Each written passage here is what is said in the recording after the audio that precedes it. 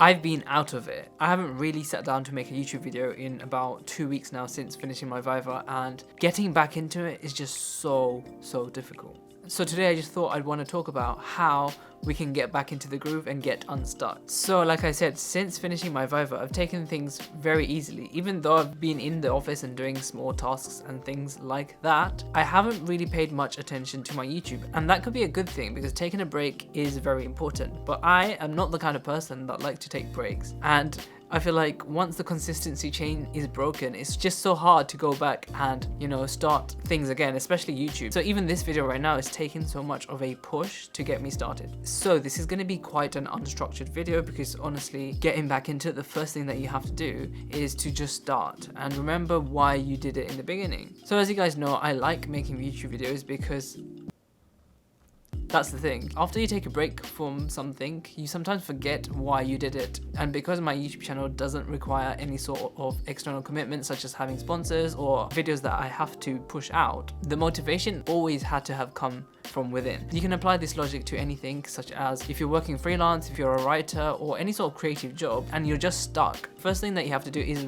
understand and think back to why you are doing this. So if it's because of money and you're doing it because this is your career, then yeah, your motivations are more simple and they're just easier to understand. However, for me, this is a passion project. I'm not relying on the money. I'm not relying on other people telling me to produce content. Nothing is sponsored or anything like that. So for me, it's going back to the basics and getting back that spark of passion. So I think it's really important to understand why you do certain things, and if you're stuck, understand the benefits to yourself. Like the brain loves to understand in terms of benefits what it will get in the short term. So for me, publishing videos is why I do YouTube. I love publishing a video and seeing how it performs in the first 24 hours, how it performs throughout the week. And I feel like the more people that actually watch it, the happier it makes me. And it's not necessarily how many views it gets, like ranking based, if it's number 1 out of 10 or number 9 out of 10 or 10 out of 10. It's not about that. It's about how many people actually watch it, how long they watch it for, and the comments that people make. So the comments make me really happy. That being said,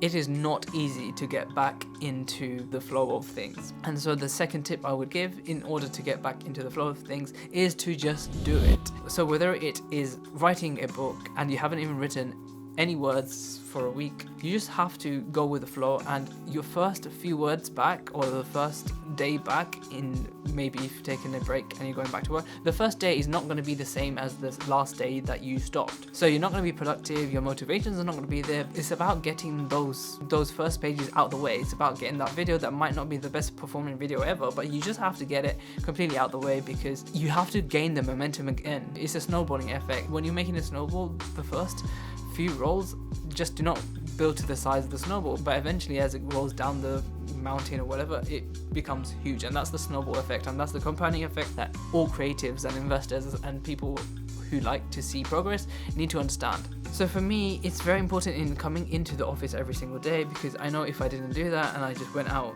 every single day, then I'd completely be out of the flow for it, and it would be even harder than it is right now to actually sit down and film a video. And already within this video, I feel so much more comfortable, and I feel like all my ideas are starting to come back again. So definitely tip number 2 would be to just do it, and don't expect whatever comes out in the beginning to be your best work. And you never know, sometimes it might be, and you might be heading into a new direction. Tip number 3 to get back in the groove is to accept that things might have changed since the last time. So for example, my life has changed a tiny bit, I would say, since passing my Viva. Since passing my Viva, I'm not necessarily just a PhD student anymore. The responsibilities that I had before is kind of different, and I am at a crossroads, which is really important to understand. I don't know whether I should definitely, continue down academia to get into a job like consulting or finance where the money is higher, but the qualification, what does it really mean? So when you're at a crossroads, it's important understanding that things might have changed, and that's not a bad thing, because you should always change and adapt and learn and grow as a human being, and you should never be stale